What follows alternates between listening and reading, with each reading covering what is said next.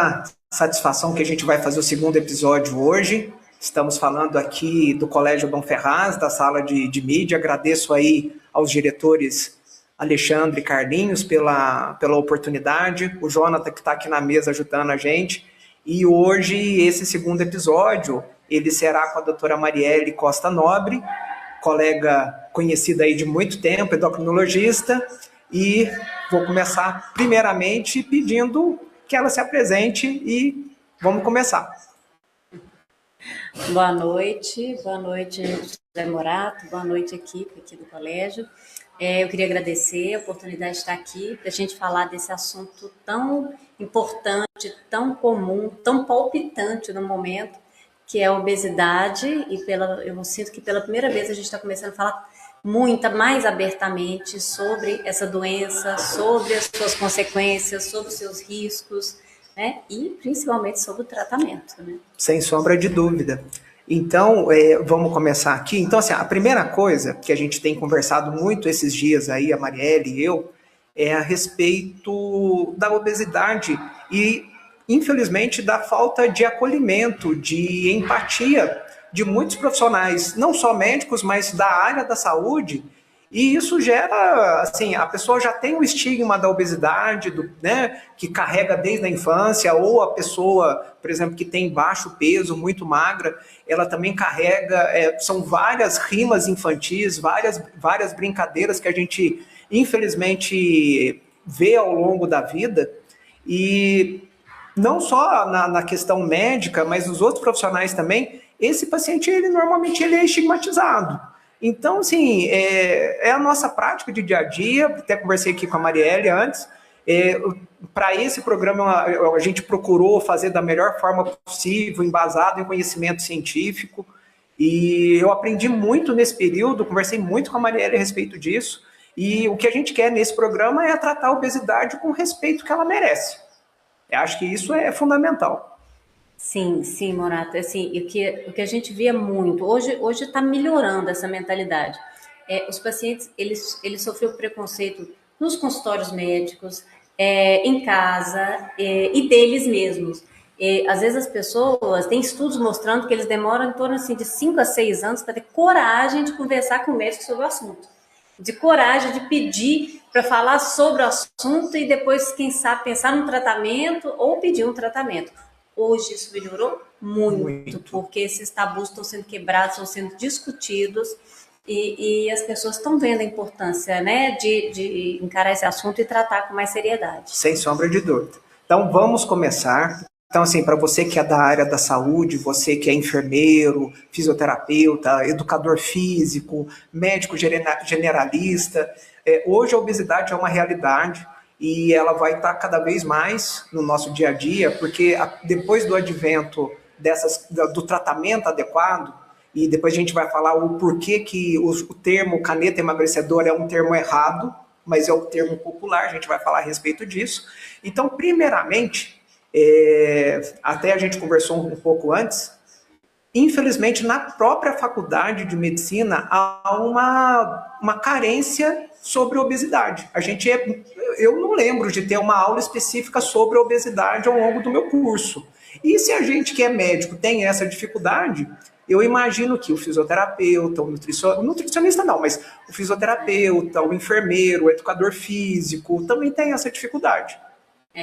Se eu tive aulas de obesidade na faculdade, assim, foram poucas, assim, que não deixaram muita lembrança.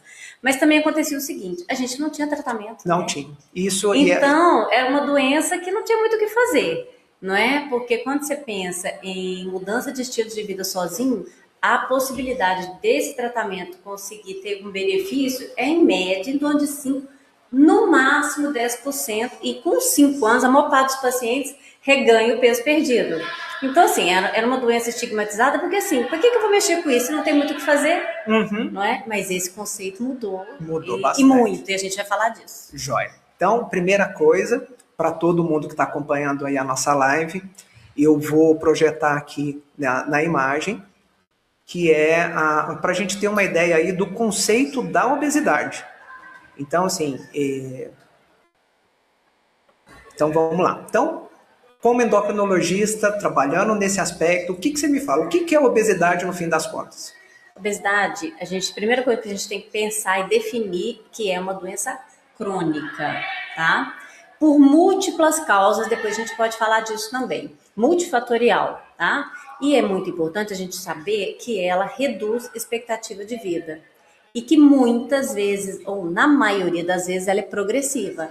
Portanto, se não fizer nada, ela progride com as complicações, tá? Então, assim, é muito importante a gente pensar, abordar e evitar e impedir que ela progrida o mais rápido possível. Sempre tratar no começo, sempre tratar com menos complicações. Isso é uma tendência atual, tratar mais precocemente. E você tinha comentado comigo que tem um conceito muito interessante para quem está aí, quem é da área da saúde, que é a ideia do peso máximo atingido.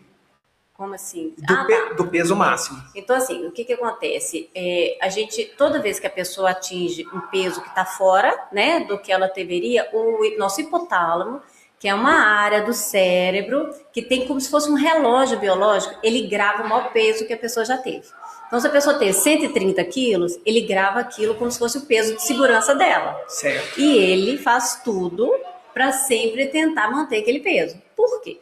Porque nós somos sobreviventes da escassez, não é? A gente sobreviveu milhares de anos com restrição alimentar, com dificuldade de acesso ao alimento.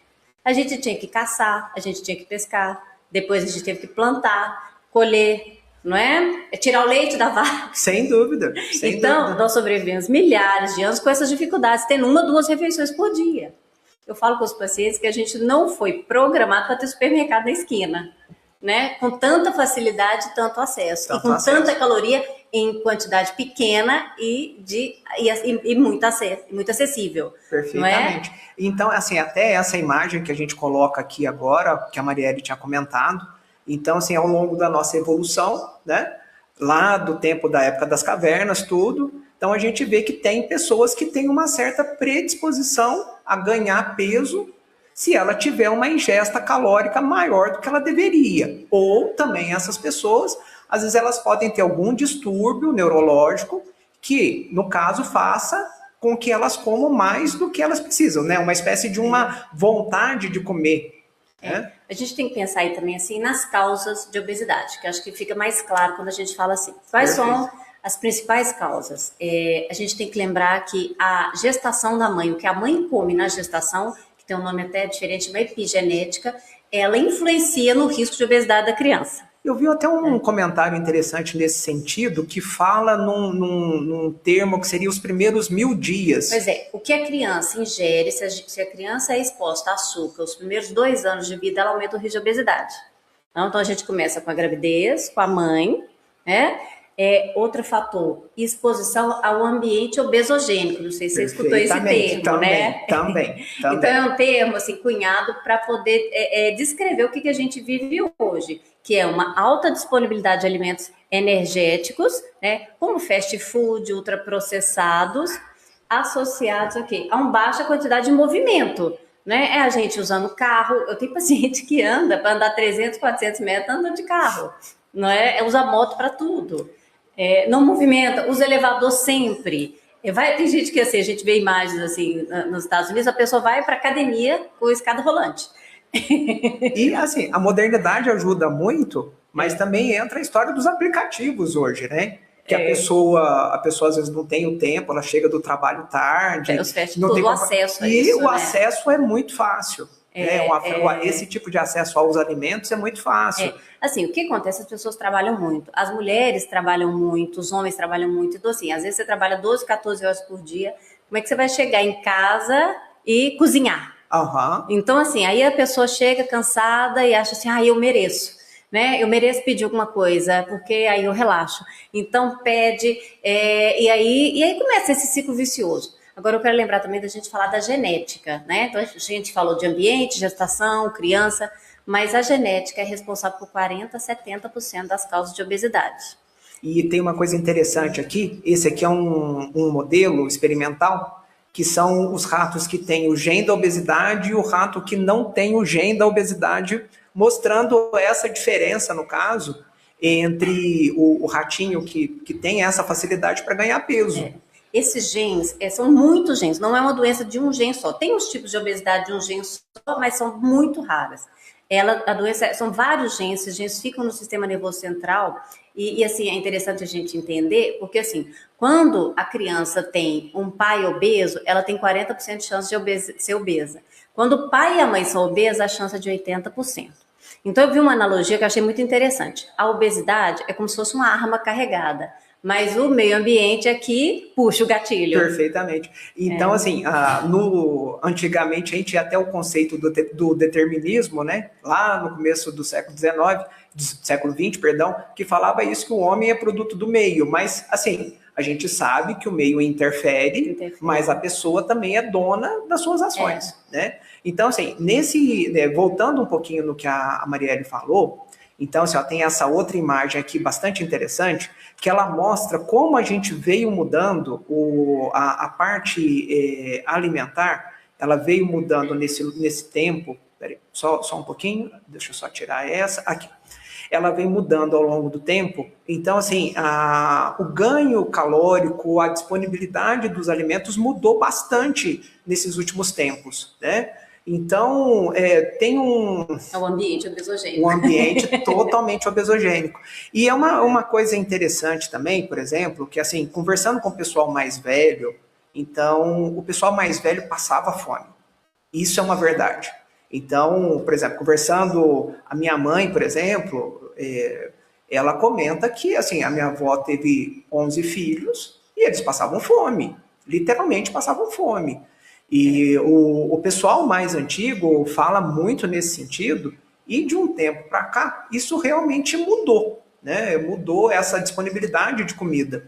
E então, assim, eu vou projetar uma imagem aqui, que é interessante também, mas, por exemplo, quando a gente leva em consideração o pessoal mais velho, então, assim, que é uma imagem de uma cruzilha antiga, cedida aí pelo Tiago Manja, que coordena aí o site de Cruzilha Antiga. Então, sim, a gente vê que as pessoas eram magras.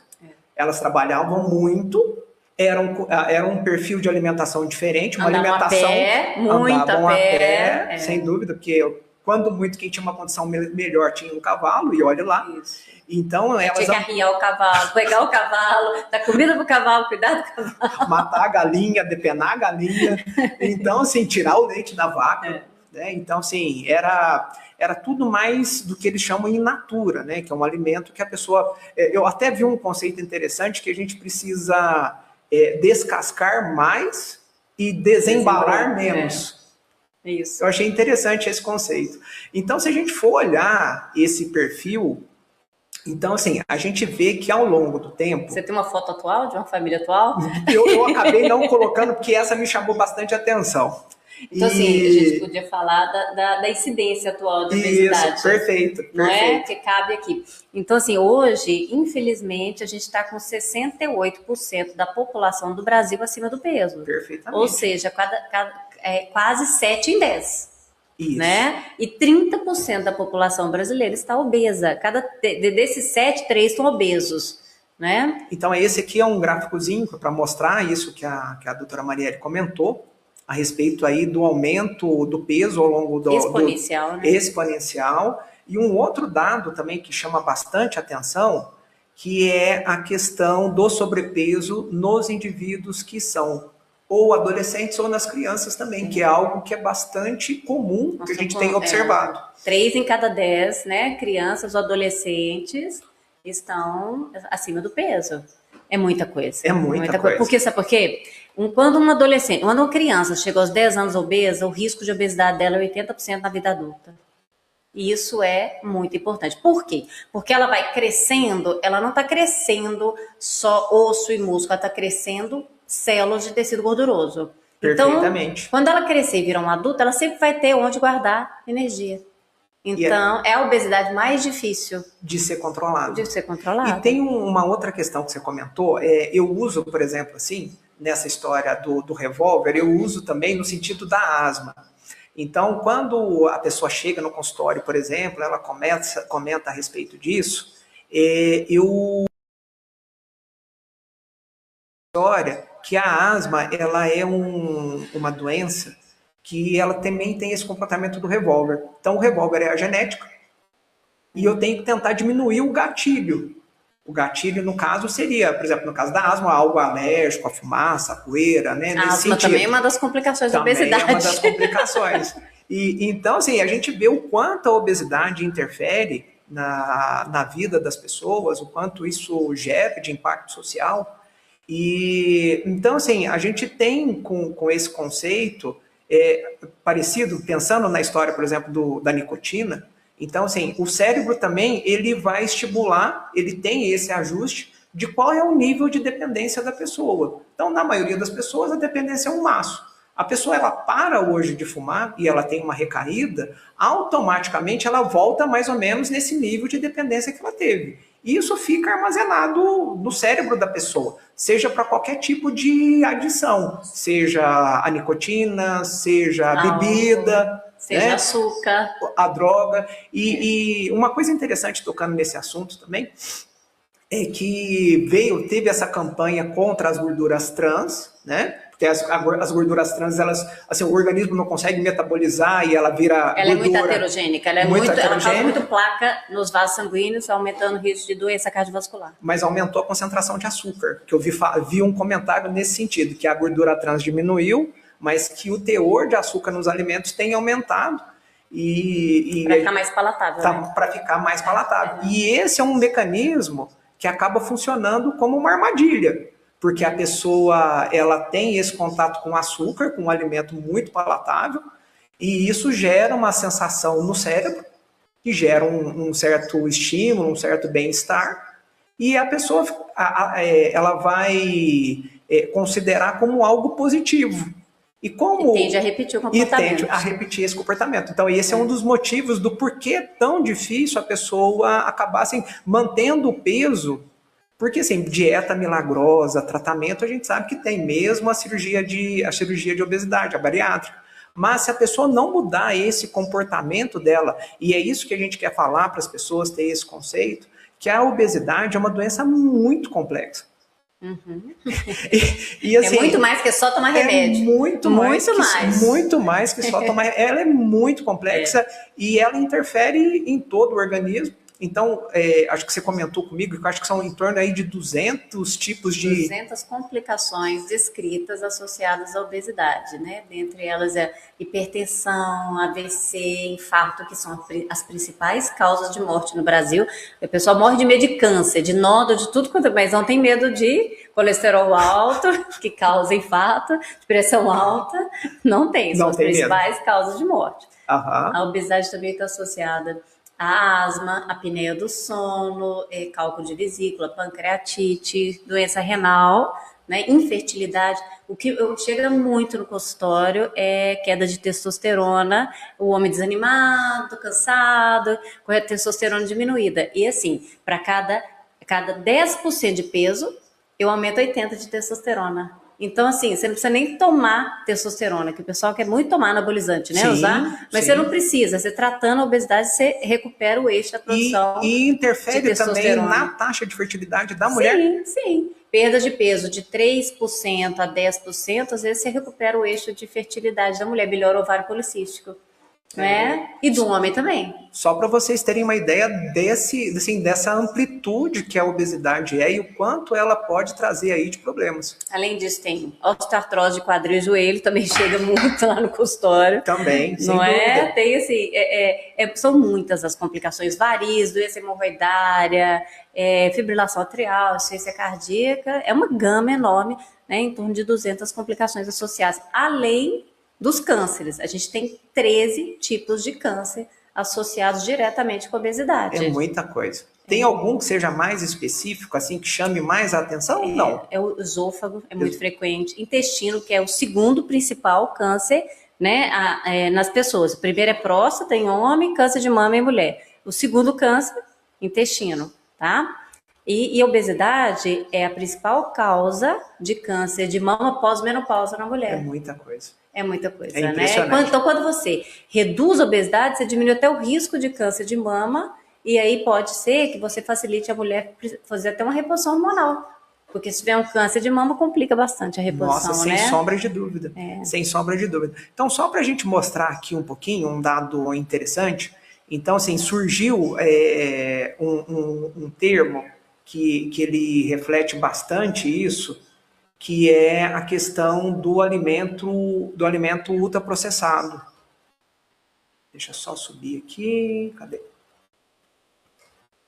Então, assim, que é essa questão que a gente vê ao longo do tempo, que a alimentação ela realmente mudou, né? Então, assim, hoje a gente vê tudo muito, né, muito prático aí em supermercado, e a gente sabe que esse tipo de alimento ultraprocessado, ele é um alimento que ele favorece o ganho de peso, porque assim, a gente não está aqui para julgar ninguém, mas realmente às vezes a pessoa que trabalha aí o dia inteiro, chega em casa e ela tem essa dificuldade em relação a organizar uma alimentação mais saudável, né? Mas a gente vê também, e acho que isso vale a pena a gente considerar, mas o alimento ultraprocessado, não sei se está aparecendo aí na tela, está aparecendo? Sim. Desculpa, é que eu não estava, só fiquei nessa dúvida. Então, assim, tudo que é ultraprocessado, ele é produzido pela indústria no sentido de deixar esse alimento o mais gostoso possível. Mais palatável, mais irresistível, né? Mas como que eles fazem isso? Eles colocam aditivos, corantes, acidulantes e realçadores de sabor. Né? Usando o quê? Produtos que a gente não usa na cozinha de casa, né? Não é sal, pimenta, páprica, açúcar, as coisas que a gente usa em casa. Não, são produtos de química. Então, o produto, ele dura muito tempo na prateleira, porque tem muito estabilizante, né? Às vezes tem muito sal também, para poder manter, ter uma durabilidade maior. Né? Então, assim, quais são os exemplos de ultraprocessados? Talvez é interessante a gente falar disso aí, né? Também. Salgadinho de pacote, refrigerantes, macarrão instantâneo, pães industrializados, os alimentos que são né, fechados de pacote que você tem que abrir. Sem sombra sorvetes, biscoitos. Que geram uma certa compulsão, né? Pois e assim, e eles são inflamatórios, né? Hoje a gente sabe cada vez mais, eles dão pico de insulina, porque eles têm muito açúcar também, e aí insulina, quanto mais insulina, mais hipoglicemia os pacientes têm, mais fome a gente tem. Então desregula todo o sistema de saciedade e fome, né? Gera esse ciclo vicioso, né? De dor da pessoa. A pessoa que come biscoitinho, docinho o dia inteiro, de 2 horas, ela tá com fome. Porque o carboidrato ele dura 2 horas no máximo, né? O carboidrato, quanto mais fino, mais líquido, mais sorvete, em 15 minutos ele já acabou. E a pessoa já tá com fome de novo. Porque a insulina tá sempre alta, porque ele come carboidrato o dia inteiro. Então, para quem não sabe, a insulina é o hormônio que coloca o açúcar para dentro da célula.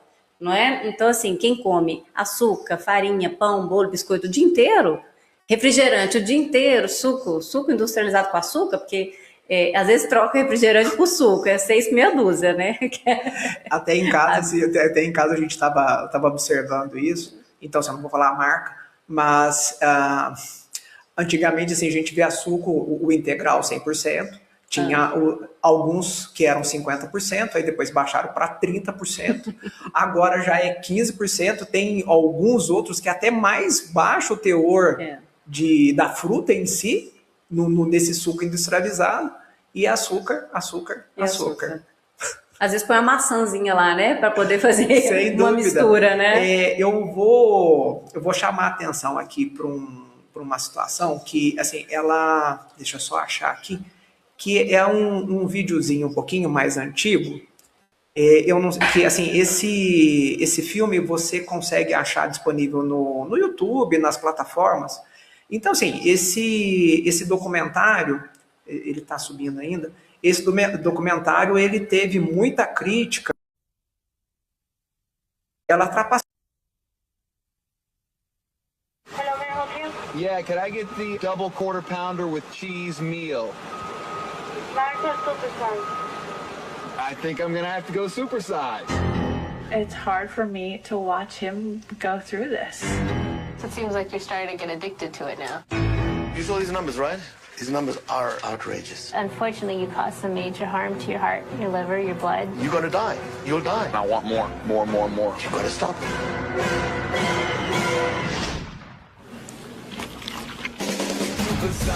Supersize the American way. Getting fat, getting broke, either way you're gonna pay. Supersize me. Supersize it up. Supersize me. Make it bacon. Supersize me. Supersize me. Supersize me. Agora esqueci o nome, se é refil contínuo. É refil grátis, né? Que você Refil pode grátis. pegar à Você vontade. pode pegar pega quantas o vezes copo você e vai quiser. pegando à vontade. Então, isso assim, são essas armadilhas que a pessoa acaba caindo, né? Então, depois eu deixo na descrição, mas assim, é um documentário interessante, mas mostra essa alteração do comportamento Ou seja, da você pessoa. disponibilizando mais a comida mais fácil, a pessoa geralmente não nega, né? E aceita. Sim, sem dúvida, não é? sem dúvida. Então, assim, a gente precisa ter essa ideia. Então, assim, tem uma outra imagem que eu vou colocar aqui, que eu também achei muito interessante, e que explica um pouco do porquê da dificuldade da manutenção do peso e como é. Deixa eu só... Aqui, ó, ela chegou. Pronto. Que é essa imagem aqui, que mostra que a compulsão alimentar, ela tem, assim, digamos assim, de 0 a 10, ela tem uma nota parecida com as outras compulsões alimentares, seja o alcoolismo, seja a dependência de nicotina. As outras dependências, né? Até porque elas agem nos mesmos circuitos de dopaminérgicos, né? Os circuitos de recompensa, né? Que são os circuitos da via de produção de dopamina. Então, são substâncias que liberam dopamina e geram uma sensação boa e você quer mais. Sim. Porque é assim que funciona a questão do desejo, né? Da recompensa. E a pessoa, ela acaba assumindo esse comportamento de se sentir bem pela liberação da dopamina, desse bem-estar, ela quer mais. Semelhante à droga também, né? O problema é que dura pouco. E aí a pessoa a pessoa quer mais. A pessoa quer mais. Então esses são, assim, pra gente passar para você aí que é da área da saúde, para que você tenha esse tipo de informação e como você pode abordar a pessoa em relação à obesidade. Então, assim, um dos índices que acaba sendo o índice mais popular, que é o índice o IMC, né, o índice de massa corporal. Então, eu gostaria que você falasse um pouquinho dele. Do diagnóstico, né? Do diagnóstico. Como é que a gente diagnostica essa doença? Então, assim, por muitos anos a gente usou o IMC, era a nossa principal ferramenta. É uma ferramenta fácil, né, principalmente para dados, né? Você quantifica as pessoas, obeso, sobrepeso e obesidade classe 1, 2, 3. Então, assim, mas hoje a gente viu que só isso não basta, porque a gente pensa aí no fisiculturista. Ele tem muito peso e muita massa muscular. Perfeito. Então, aquilo não reflete uma obesidade abdominal, obesidade central, que é a mais perigosa.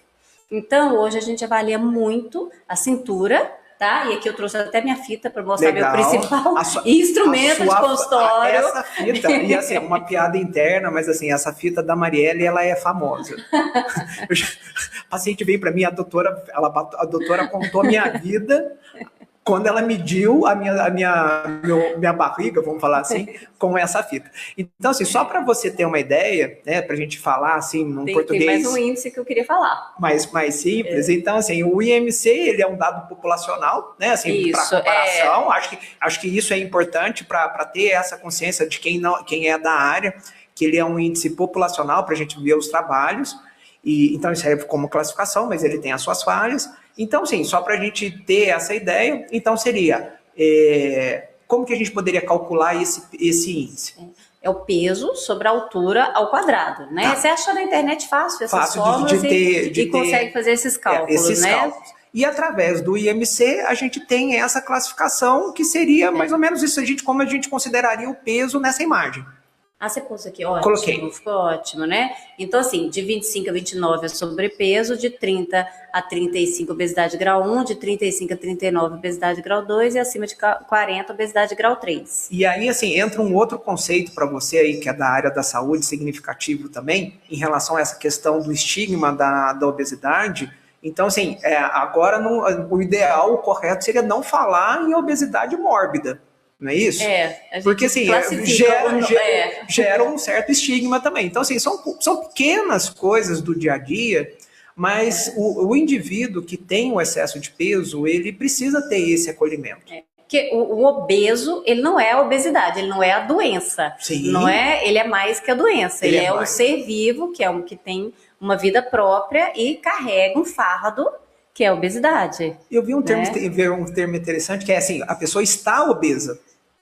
Né? Então, assim, assim, ela não, porque, assim, no sentido que ela não é, assim, não seria algo pro resto da vida. Né? É pessoa que convive com obesidade. Isso, não perfeitamente. o termo certo é a pessoa que convive com obesidade. Perfeitamente. Então, assim, então, em termos dessas classificações, então o IMC é uma delas, e aí eu gostaria que você falasse um pouquinho da fita métrica que você comentou, da importância da cintura abdominal. Cintura, né? E lá no consultório eu meço a cintura e eu imprimo a evolução do peso da cintura do IMC. É isso que o Morato está falando com os pacientes, né? E eles acompanham, eu adoro levar para casa, né, colocam na geladeira e vão trocando na geladeira conforme as mudanças. Grosseiramente seria igual a costureira. vamos assim, falar de uma forma assim, teoricamente seria costureira. Teoricamente seria como uma costureira faz. Então, é muito engraçado quando eles querem comprar roupa na internet. Ai, doutor, me dá as medidas aí.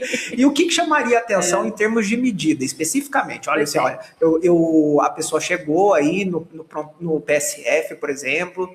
Ela chegou aí no médico generalista para atendimento, para o enfermeiro, para o profissional aí, educador físico, fisioterapeuta. Então, assim, o que chamaria a atenção? Você olha, o que seria, você olha, como um sinal de alerta para essa pessoa? Olha, se você tiver tanto de cintura abdominal, você deve ter uma preocupação maior com os riscos de complicação. Então, assim, o que é o normal? Até 80 para mulher e até 94 para homem, ok, tá normal. Tá?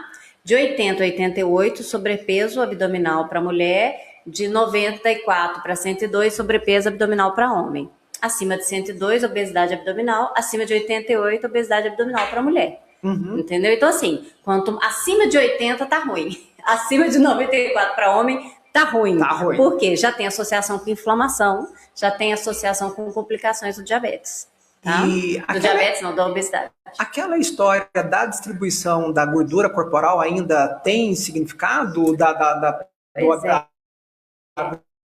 gordura abdominal, gordura separada do quadril? A recomendação da Associação Brasileira de Estudo da Obesidade da Peso é hoje a gente usar uma coisa mais fácil, que é a relação cintura sobre altura. Perfeito. Então, você pega a cintura sobre a altura acima de 0,5, você já tem obesidade abdominal. E assim, independente do IMC, mesmo a pessoa com IMC menor que 25, se essa relação for acima, e se a pessoa tiver alguma complicação da obesidade, pode ser uma hipertensão, colesterol alto, um cálculo de vesícula, gordura no fígado, você já pode estar autorizado a começar o tratamento medicamentoso. Perfeitamente. Eu queria só mostrar uma imagem aqui, que ela foi cedida por um colega radiologista, que ela é bem interessante, que assim, aqui, deixa eu só projetar aqui, a diferença entre um indivíduo com, digamos aí, um peso normal e um indivíduo obeso, o quanto isso pode representar, e uma das queixas, às vezes, do próprio consultório, que a pessoa chega com falta de ar, por exemplo, dá para a gente observar nessa imagem o quanto a barriga, o peso, ele empurra o pulmão para cima. E às vezes a pessoa tem, né, falando nessa história das complicações... sempre volta pro pulmão, né? Ele tá sempre puxando a sardinha. Sempre é a minha casa. Então, assim, então como a gente está falando das complicações, então, por exemplo, assim, o que a gente poderia ter? Então, assim, dá pra gente ver o quanto o peso ele vai ter o efeito aí nas articulações, o quanto o peso interfere na respiração. A sobrecarga de quadril aí, imagina, esse quadril, tanto que ele não dói. Então, assim, a gente precisa entender que a obesidade hoje, ela é um problema de saúde pública e ela está hoje no nosso dia a dia. Eu acho que isso é uma mensagem que a gente... 7 em cada 10 adultos estão acima do peso, então todo mundo vai atender gente obeso, gente. Sem sombra de dúvida. Então, acho que isso é importante. Então, vou projetar uma outra imagem aqui. Isso aqui é uma imagem de uma ressonância de corpo inteiro, mas toda essa região que a gente vê aí num tom meio de um amarelo clarinho, né, ao longo, a gente vê aí nos braços, ao longo do tronco, das pernas, é o que a pessoa acumula de gordura.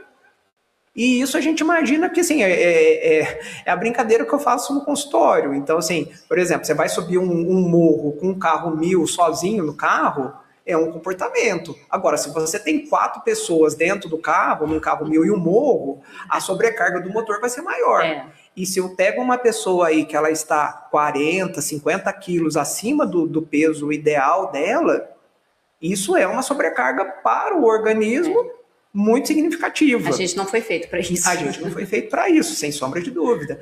Então, assim, eu acho que é importante a gente tocar nesses assuntos, porque, modéstia à parte, eu acho que, assim, de uma forma como a gente tem abordado, assim, com essa seriedade, eu acho que vai ser difícil as pessoas terem esse tipo de acesso a essa conversa, com isso que a gente está propondo aqui de uma forma respeitosa, tratar a pessoa com dignidade e consciência, muito com consciência. E falando um pouquinho das dietas, então, assim, desde que o mundo é mundo, toda hora tem uma dieta nova. A dieta é um suplemento natural, é o chá de 7 ervas, é a porongaba, aí depois aparece um outro produto. São produtos, né? Isso aí é para mostrar quanto eu tô velho, mas assim, chá de 7 ervas e porongaba é coisa assim de 1900 e bolinha.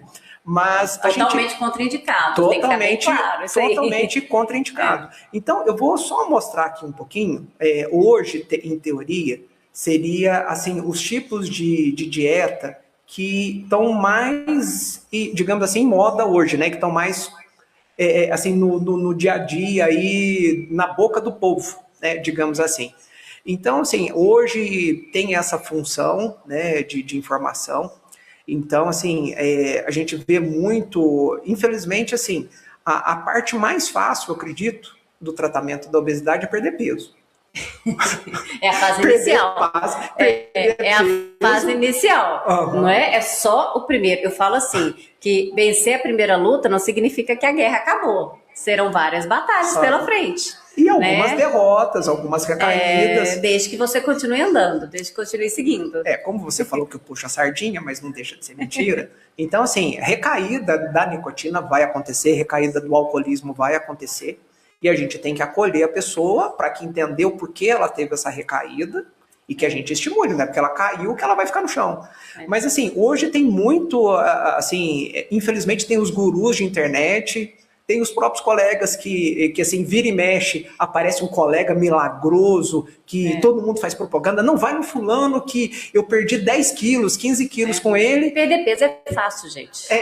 Manter a ciência. É isso que eu queria deixar, e aqui nada melhor que a Marielle aqui comigo, de deixar essa questão que, assim, com perdão da palavra, tem muito picareta. Então, assim, o que a gente está querendo abordar aqui é que, assim, a obesidade, ela a demanda é muito grande, né? A obesidade, ela é complexa e a gente tem que entender que ela é uma doença crônica e que a pessoa vai ter que conviver com ela durante a vida.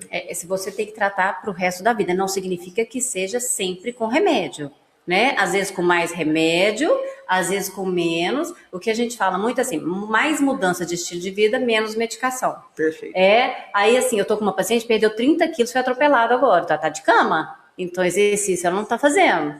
Então aumenta remédio, né? Aumenta remédio porque diminuiu mudança de estilo de vida, diminuiu a atividade física. Entendeu? Então assim, você vai, ao longo da vida você vai balançando isso. Eu tenho paciente que emagreceu 30 quilos com muita dose de GLP-1 e hoje a gente está usando só dose de manutenção. Né? Assim, eu vou só estender um pouquinho mais nesse sentido, porque infelizmente guru na internet tem muito. Tem alguma dieta que é fantástica? Tem uma dieta ideal? Não. Tem vários estudos mostrando o seguinte, a dieta, a melhor resposta assim, de alimentação é aquele que o paciente se adapte. Tem gente que consegue fazer jejum, tem gente que dá certo com que consegue fazer cetogênica. Não adianta você pegar uma pessoa que belisca doce o dia inteiro e querer que ela faça cetogênica. Perfeitamente. Tá? Então, assim, para ser muito sincero, eu nem abordo dieta na primeira avaliação. Acho que essa é a mensagem A principal. gente, primeira coisa, eu vejo o padrão alimentar da pessoa, a gente ajusta algumas vitaminas, imagina tá com ferro lá embaixo. Então, como é que você vai fazer entrar com uma dieta restritiva? Às vezes tá com a B12 lá no chão, a pessoa já não come carne. Essa é uma outra coisa importante, porque assim, parece que é só prescrever remédio para perder peso, mas a gente deixa, como profissional, às vezes, a gente deixa de investigar que existem condições clínicas que podem também contribuir para esse ganho de peso, né? Então tem algumas doenças. E também, assim, que eu acho que é um outro conceito também que a gente emprega muito, que é o conceito multiprofissional. Eu gosto muito de trabalhar com nutricionista. Nossa, eu acho muito bom. Eu acho que é mais uma hora que o paciente vai pensar sobre esse assunto. Quanto mais pessoas envolvidas no seu tratamento, mais motivação você tem. Já tem vários trabalhos mostrando. Se tiver um personal ou alguém na academia para te motivar, um educador físico, perfeitamente. Ou um nutricionista para te motivar, para te orientar, para escutar o que você gosta. Olha, doutor, eu gosto de doce. Então vamos fazer doces mais saudáveis?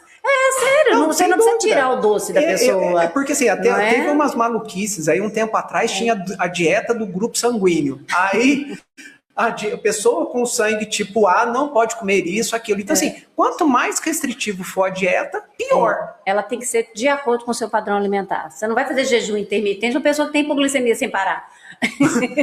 E a gente não faz convulsão. E a gente não pode esquecer também, por exemplo, que o cérebro ele precisa de açúcar. É o combustível cerebral. Aí a pessoa começa uma dieta maluca dessa, tá desanimada, tem dor de cabeça. Essa aqui que dá muito labirintite, crise de labirintite. Quando a restrição alimentar é muito grande, né? Às vezes faz mesmo. Perfeitamente. Então é isso que eu queria falar, que eu acho que é fundamental a gente comentar a respeito disso. Então, um pouquinho mais, só antes da gente chegar no tratamento especificamente, o que você pode me falar sobre atividade física?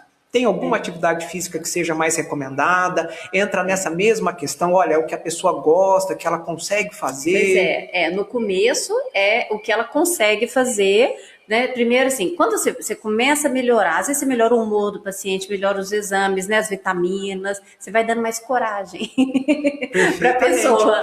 Não é? Então, primeiro eu abordo assim, se você não consegue fazer nada, vamos fazer 20 minutos de caminhada uma vez por semana, tá? O mínimo já é o primeiro passo para atravessar uma ponte, né? O mínimo já é. Você começa de passo em passo. Aí, se você consegue negociar, aí a gente põe 2 vezes por semana. Uma caminhada, vamos lá, gente que gosta de fazer academia, mas assim, esses não aparecem muito.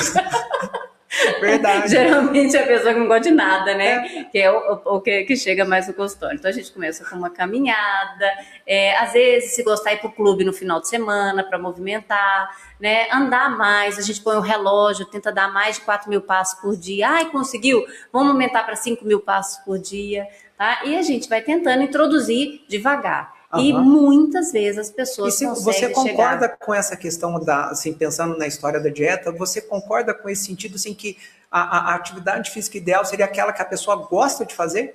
Sim, principalmente no começo, tá? Aí depois que ela emagrece e perde muito peso, ela vê a necessidade de fazer o exercício de resistência. Perfeito. Não é? Então, assim, é muito bom que eu vou falando e a pessoa vai entendendo. Hoje eu atendi uma paciente que ela virou para mim que ela se encontrou na academia, uma senhora eu acho que ela tem uns 70 anos, assim, 70 anos, e que ela devia ter ido antes, porque ela ia economizar muito dinheiro.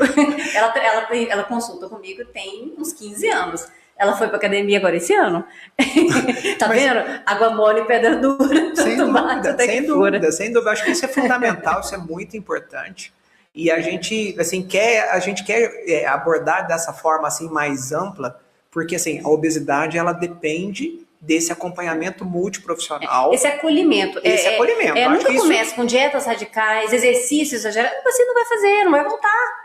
Não é assim, você tá falando uma linguagem que não tá na cabeça dele, não tá na rotina dele. Não é você falar para ele caminhar, você não anda nem nem um quarteirão por dia. Ou se ele chega à noite, por exemplo, cansado do trabalho. Então, assim, a gente tem que tentar, o que a gente Se conversa, adaptar, né? Adaptar e achar, assim, uma alternativa. Brechas. Olha, Eu vou achando brechas na vida. Eu vou entrando devagarinho e vou achando as brechas. Perfeitamente, gostei do termo. O termo seria bem... A porta que ele abre para mim, eu entro. Mas eu acho que essa questão é fundamental. O idoso, às vezes, dá mais trabalho. E assim, para a gente conseguir levar ele para um pilates, para um exercício de resistência, não é? Para ele movimentar mais. Mas assim, as pessoas vão sentindo bem. O sentir bem abre outras portas, não é? E aí a gente melhora Sem a vida da dúvida. pessoa. É a mesma história, assim, voltando na história da nicotina, que é o meu lado, mas assim, tem diversos trabalhos mostrando que assim, é importante a pessoa aprender uma outra ocupação. Ela reprogramar o cérebro, ela mudar essa via do estímulo para que, por exemplo, assim, olha, hoje eu quero aprender, nunca tive tempo de aprender a tocar violão. Ela aprende a tocar violão, ela distrai um pouco dessa compulsão, digamos Da assim. ideia fixa, né? Da do ideia cigarro. fixa. Eu acho que, então assim, isso funciona para a dependência da nicotina, eu acho que ela funciona Pra também comida para a também. obesidade, e agora nós vamos chegar no ponto-chave, que é a gente falar um Chegamos. pouquinho sobre o tratamento. Então, assim, eu gostaria de falar, que você falasse primeiro, antes da gente chegar nas canetas, mas que você falasse, assim, o quão foi difícil esse período do tratamento da obesidade, porque realmente, assim, Não tinha nada, né? medicações, existiam, mas essas medicações não tinham uma efetividade. Então a gente fica muito frustrado. Então, assim, o que a gente tinha antes e ainda tem hoje, né? A gente tinha modificação de estilo de vida, né? Que consegue de 5% a 10%, mas em 5 anos a maioria retorna o peso. A gente tinha o Orlistat, ainda tem, que é uma medicação que dá, em média, umas 5% de perda de peso, mas não age impulso de fome, né? Ele age eliminando gordura nas fezes, tá? A gente tem o Contrave, que é uma medicação interessante, principalmente associada com as canetas, que ela tem um efeito em fome emocional, né? Com a bupropiona, diminui a vontade de fumar também. Você fala assim, você fala no sentido da compulsão. Compulsão. Ele tem um efeito na fome emocional. A indicação dele é bem interessante. Legal. Em fome emocional, fissura alimentar. E assim, ele é o bupropiona com naltrexona junto, né? É uma medicação que são duas juntas. Ele é muito interessante para aquele paciente que todo dia à tarde come um bolinho, todo dia à tarde eu como uma barrinha de chocolate, todo dia à tarde, ele diminui isso aí. Mas ele não tem muita potência, porque uma barrinha de chocolate é 300, 400 calorias. Né? Para eu reduzir 1 quilo, eu preciso diminuir a ingestão de 7 mil calorias, eu faço 1 quilo. Entendeu? Então, assim, Perfeito. Ele não tem tanta potência, uma média de perda de peso aí de 8%. A gente tinha também, e tem a sibutramina, que eu ainda tenho muitos pacientes usando, mas é uma medicação com a potência de perda de peso de 8%, só que como ela aumenta o metabolismo, ela pode aumentar a frequência cardíaca e teve estudos com aumento de doença cardiovascular. Em pacientes com tendência para ter doença cardiovascular. Tem as suas limitações, por isso que é importante o especialista para gerar essa informação. É uma medicação de custo bom, e eu tenho vários pacientes usando e com boa resposta. Então, assim... E agora a gente tem as canetas. Eu tenho contato, assim, meu contato com a Marielle é antigo. Eu tenho uma paciente comum de muito tempo da Marielle, que passa comigo também. Não vou falar o nome dela. Mas a primeira vez que eu vi falar em caneta foi a famosa aleraglutida, que foi a Victoza. Foi a primeira vez que eu vi falar na caneta. Essa caneta, ela, no caso, essa senhora, ela usava em função do diabetes, né? Então, assim, as canetas, elas não surgiram especificamente para emagrecimento no começo. Elas surgiram focadas no diabetes, não é isso? Surgiram para o tratamento do diabetes. A liraglutida, ela foi lançada em 2013. Bastante então, tempo a já. gente já tem... Então, acho que, pelo que eu li, acho que essas canetas já tem quase aí, digamos assim, essa linha de tratamento já tem em torno aí de 20 anos de mercado. Quando eu terminei a residência, foi lançado o Exenatide em 2005. Então, tem 20 anos que a gente tem medicações à base de GLP-1. A caneta é só a via que faz a injeção. Né? E assim, isso vai mudar, porque ano que vem, provavelmente já chega no Brasil, o primeiro GLP-1 oral. O segundo, a gente já tem o Ribelsus, né? Que é um GLP-1 oral. Perfeitamente. Mas está chegando mais GLP-1 oral. Tratamento. Então, só antes de a gente entrar especificamente aqui nas canetas, então, eu queria só mostrar o porquê do funcionamento delas, importante.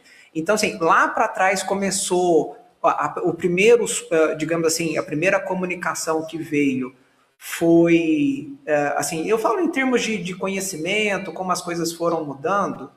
Então, deixa eu só ver se subiu aqui a imagem, subiu. Então, assim, a primeira vez que a gente viu falar em hormônio foi a leptina e a grelina. Então, eu gostaria só de você passar por cima o porquê que esses hormônios, eles, assim, as pessoas não têm obrigação de saber isso, mas existe uma relação entre o trato digestivo e o cérebro. A leptina, ela é um hormônio produzido pelo tecido gorduroso. Ela é o hormônio da saciedade, né? Então, assim, quando a gente tem energia já o suficiente, a leptina dá sinais que a gente precisa parar de comer. Quando tudo funciona muito bem. Então, ela é digamos, um hormônio de inibição. É o freio da fome. Ela é o freio da fome. E tá? a grelina é o contrário. A grelina é o contrário. Ela é produzida lá no fundo do estômago, quando o estômago está vazio, caiu as reservas de energia, né? A gente, teoricamente, trabalhou o dia inteiro, tem que recuperar essas energias, então aumenta a grelina e dá sinais para o cérebro para aumentar a fome, que está na hora de comer. Perfeito. Não é? Eu vi até um comentário nesse sentido, que assim, se a gente for fazer uma comparação, por exemplo, entre a sede e a fome. A sede você consegue controlar a sede, mas a fome, ela é mais difícil. A fome é o maior pulso que a gente tem. Por isso que é tão difícil. É o maior pulso, assim, que a gente tem, mas é o que garantiu nossa sobrevivência. Sem sombra de dúvida. Assim, a gente já comeu de tudo para sobreviver ao longo da nossa história evolutiva. De bicho, de planta, e etc, né? Que a gente não vai citar aqui. Sem mas dúvida. somos sobreviventes da escassez. Que era o que tinha. Que era a fome, então, e realmente as pessoas comiam o que era possível. O que era disponível. Então, chegamos lá. Então, assim, quando a gente fala em GLP-1, é um hormônio secretado no organismo que atua no cérebro. Então, eu gostaria que você falasse aqui, tem esse esqueminha aqui, para a gente entender o porquê que esse tipo de tratamento revolucionou a abordagem da obesidade. O GLP-1, a gente já tem ele naturalmente, né? Toda vez que a gente come, o intestino produz GLP-1. Tá? Mas ele dura 4, 5 minutos e não dá a saciedade suficiente para tirar a fome daquelas pessoas que precisam tirar fome, porque para as pessoas que não têm esses pulsos, né, a disfunção hipotalâmica, que é a obesidade, você tem uma disfunção do seu relógio que controla o peso, então você tem um hipotálamo inflamado, ele é regulado para cima, né? Então, assim, ela funciona normal, o GLP-1 funciona normal. Então, os cientistas descobriram, principalmente baseados na cirurgia bariátrica, porque quando você tira um pedaço do intestino, a comida cai mais rápido lá no fim do intestino, a produção de GLP-1 é maior e a pessoa controlava a glicose antes de baixar o peso. Eu não sabia disso. Antes de emagrecer, a glicose já normalizava. Essa eu não sabia. Aí eles foram procurar o que acontecia que tinha esse mecanismo antes de emagrecer, porque não eles achavam que era tudo do emagrecimento, mas não era. Olha, eu achei que eu tinha lido, tinha escutado essa informação. E aí eles descobriram que foi o GLP-1, fantástico. e aí começa. E o Brasil tem uma responsabilidade grande nessa pesquisa, lá o pessoal de Goiás, que é bem inovador nas cirurgias bariátricas. Porque assim, é importante, porque assim, a bariátrica ela é oferecida pelo SUS, que é a cirurgia de redução do estômago, mas a gente esbarra na disponibilidade. A gente esbarra em várias coisas, depois a gente fala da bariátrica. Né? Mas assim, muito interessante. Então, assim, começou essa questão desses hormônios, então, do tratamento, e aí a revolução mesmo veio aí com a semaglutida. Aí a gente começou a produzir. Né? A ciência começou a produzir essas medicações, né? Então a liraglutida, que é de aplicação diária, e a semaglutida, que é de aplicação semanal, elas são iguaizinhas do GLP-1 que a gente produz, com pequenas modificações para a estabilidade da molécula. A semaglutida é semanal e a lira você tem que aplicar todos os dias. E então, o efeito no peso foi absurdo, porque a gente vê aí no dia a dia. Como é que ela funciona? Então, como é que o GLP-1 funciona? Ele age, tem receptor de GLP-1 no corpo inteiro, então assim, até no sistema de recompensa. Então diminui a fome, aumenta a saciedade, retarda o esvaziamento do estômago. Então o estômago, em vez da comida chegar no estômago, ir para o intestino e rapidinho, não, o estômago esvazia mais lento, então você fica com menos grelina, né? Você fica com sensação de estar mais satisfeito, menos fome, mais tempo se demora no intervalo das refeições. Ele também, como ele age lá no circuito de recompensa, ele age no desejo de comer, ele diminui porção, quantidade de comida e diminui o desejo de comer. Eu diminuo a busca, procuras de alimento, de ficar procurando alimento assim, sabe? Eu também quero um docinho, eu quero uma coxinha, eu quero uma pipoca. Eu achei interessante esse termo, que é, como que é? Acho que ruído alimentar. Ele age também reduzindo o ruído alimentar. O que é o ruído alimentar? É o food noise, né? Tem até uma figura muito interessante que é um radinho dentro do cérebro. E o radinho fica assim, coxinha, pipoca. A gente tá rindo, mas quem convive com isso é sério, é muito sério, angustiante, porque sério, o pensamento em comida em comida contínuo atrapalha. O trabalho, a pessoa cansa, ela não consegue controlar, ela não consegue parar de pensar em comida e aí pensa em comida o dia inteiro. E quando a gente fala, por exemplo, na nicotina, a gente fala em fissura. A fissura é essa vontade. Fissura é o craving, né? É o desejo intenso sem controle, né? De que a pessoa tem essa dificuldade de controlar um impulso. E o GLP-1 também vai lá e age, ele também tem receptor no pâncreas, melhorando a produção de insulina e baixando a glicose. Então, assim, ele é fantástico. Isso aí é uma revolução no tratamento da obesidade. Em termos né? de peso, o que a gente imagina aí que a pessoa pode perder com esses remédios novos?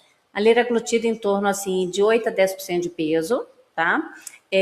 A semaglutida a gente consegue, assim, até 17% de peso em média. Então, o que é média? Média, eu tenho a maior parte dos pacientes, 2 em cada 3 perde isso, mas eu tenho os respondedores ruins, tem os respondedores que respondem menos de 5%, e tem os grandes respondedores, que é os que a gente fica atrás, né? Sim. De 25% de perda de peso. Então, a curva é assim, ó, ela vai e tem o final. Ela tem sempre Sim. tem a média dos respondedores. Dos respondedores, perfeitamente. Então, assim, a gente imagina que a pessoa vai ter essa perda de peso, é uma perda de peso significativa. E assim, eu vi um dado interessante que fala assim, que acho que a produção nacional, o consumo nacional das canetas foi em torno de 5 milhões. Acho que é em torno de 5 milhões de unidades ano. E o contrabando está em torno de 50 milhões. Então, eu queria que você tocasse nesse assunto. Em relação a essas canetas que a gente vê aí, que são não comerciais, não legais, que a gente vê aí na primeira internet. coisa, a gente tem que falar da tirzepatida, né, que é um agonista duplo, porque, então, assim, a liraglutida e a sema, elas agem só em GLP-1, ótimo, certo. ok? 100% nesse receptor desse hormônio. A tirzepatida é uma agonista duplo que age no GLP-1 25% e no GIP 75%, tá? Por que ela é mais potente? Tá? Ela tem, a maior parte dos pacientes responde 22% de perda de peso. Então, a sema, 17%, a TISE, 22%. Nós temos os grandes respondedores, 30%, 40%. E mesmo a tirzepatida tem pacientes que respondem menos de 5%. Perfeito. A única que não tem ninguém que não responde é a retatrutida. Tá. Que é a cena dos próximos capítulos. Dos próximos capítulos. Todo mundo responde alguma coisa. Entendi. Então, mas esse é 2027, 2028, a gente deve ter essa medicação por aí. E assim, até nesse sentido aí para os colegas, que assim, e até para a própria população em questão de segurança. Então, assim, caneta do Paraguai, digamos assim, né? Eu sei que é um nome pejorativo, mas a gente não sabe o que vem, o que tem, como foi transportado. Então, assim, como a medicação é muito potente, ela virou o desejo de todo mundo, né? É essa aqui, ó. É isso que eu gostaria que a Marielle pudesse projetar, assim. Porque assim, a gente fala caneta, mas a gente não tem uma ideia do que é. Esse aqui é o Monjaro, a tirzepatida, que é o desejo... Pode falar. Eu tenho que projetar ela? Perfeito. Tá. Então tá. Desculpa. Então, como a medicação é muito potente e assim, e é muito potente, é segura, é benéfica. Então, acho que agora tá certinho. Isso. Aí, então aí você agora pode eu consigo mostrar Legal. A tirzepatida.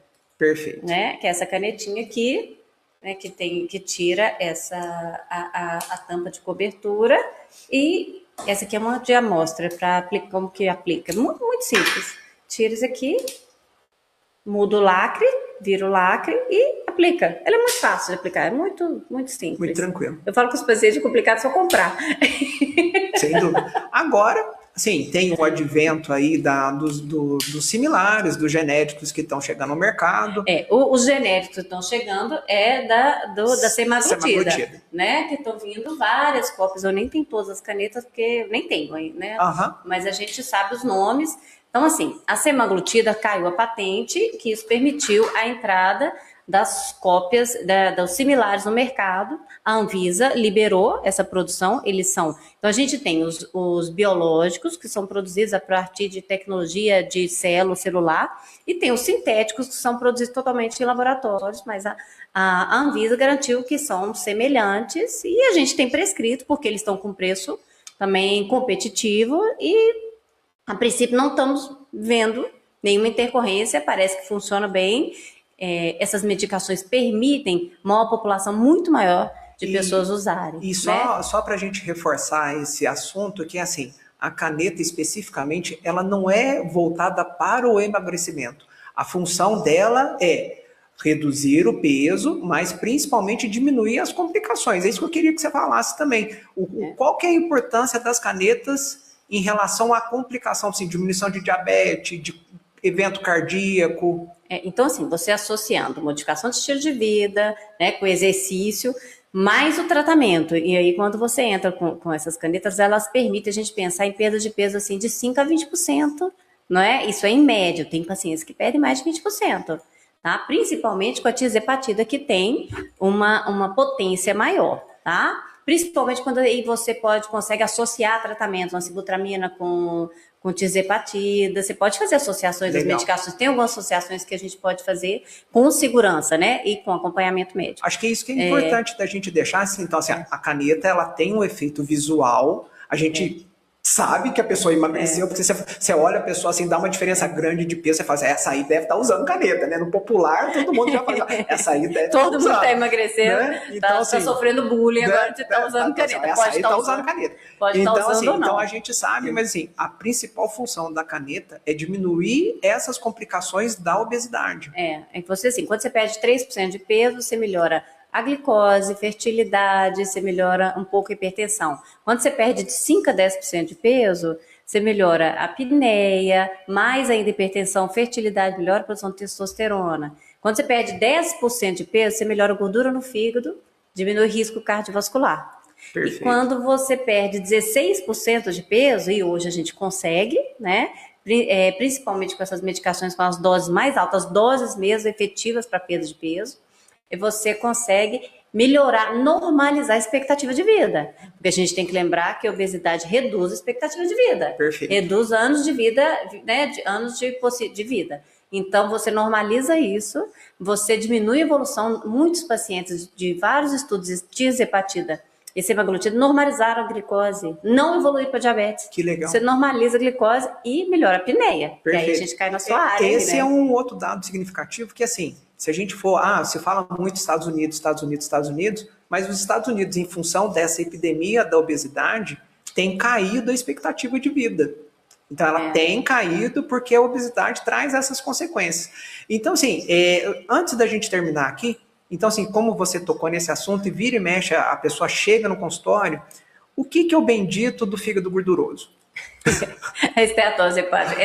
Essa assim, é a foto do corpo que mais chega lá no consultório, porque aquilo assusta. Nossa, assusta mesmo, né? Então, quando você vê um ultrassom com fígado gorduroso, você tem mais de 5% de gordura.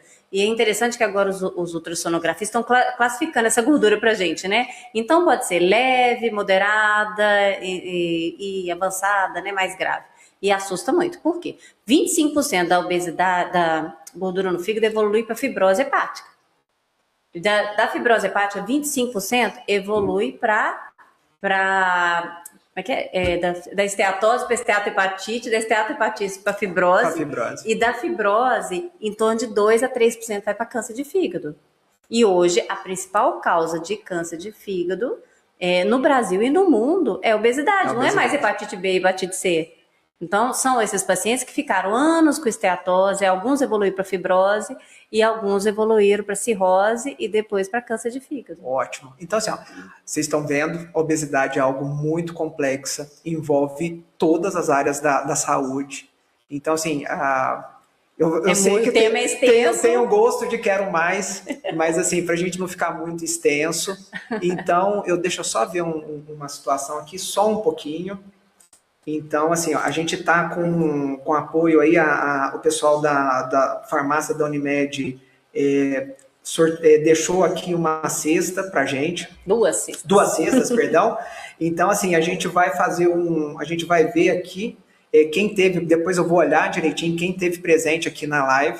A gente sorteia. Para a gente fazer esse sorteio. Então, assim, sem querer ser ruim, mas assim, a gente vai ter que ser alguém aqui da região, aqui nossa de trabalho, que seja Cruzilha, Baipendi ou Caxambu. A gente vai entregar essa cesta, viu? Aí eu vou colocar depois quem ganhou. A gente vai fazer da forma mais imparcial possível. Então, assim, gostaria de agradecer a Marielle por esse desprendimento, esse papo que foi muito legal. É muito assunto. Né? Muito assunto. Eu acredito que você que é da área da saúde ou mesmo a pessoa leiga, acho que você deve ter sentido um pouco da amplitude, do porquê essa questão da obesidade é fundamental como saúde pública, como qualidade de vida, como impacto na vida das pessoas, e eu queria agradecer a sua presença. Então, assim, eu sei que vai ter uma repercussão legal, a gente marca uma outra vez para que a gente aborde um pouquinho mais, porque assim, a gente tentou abordar desde o conceito, o que acontece, a situação no Brasil, as complicações, a forma de tratamento. Então, assim, meu muito obrigado. Eu que agradeço. E aí, pessoal, então, assim, até uma próxima... Amanhã eu vou colocar quem vai ser a próxima pessoa, que vai ser por motivos aí de agenda, eu vou fazer agora no dia 19, na próxima quarta-feira. Então, amanhã eu estou colocando aí o nome da colega e o assunto que a gente vai falar, que é um assunto também muito interessante. Então, meu muito obrigado. Agradeço aí novamente a diretora Alexandre, o Carlinhos, do diretor Carlinhos, que cederam aqui o espaço para que a gente pudesse fazer de uma forma muito profissional. O Jonathan, que está aqui no comando aqui da espaçonave aqui para a gente. Então, meu muito obrigado. E é isso, gente. Então, muito obrigado. Eu vou depois gravar essa live, vou subir para quem não pôde acompanhar, vou fazer alguns cortes e vou subir a integral dela. E nosso muito obrigado, viu? Uma boa noite. Boa noite. E a gente fica até a semana que vem. Show.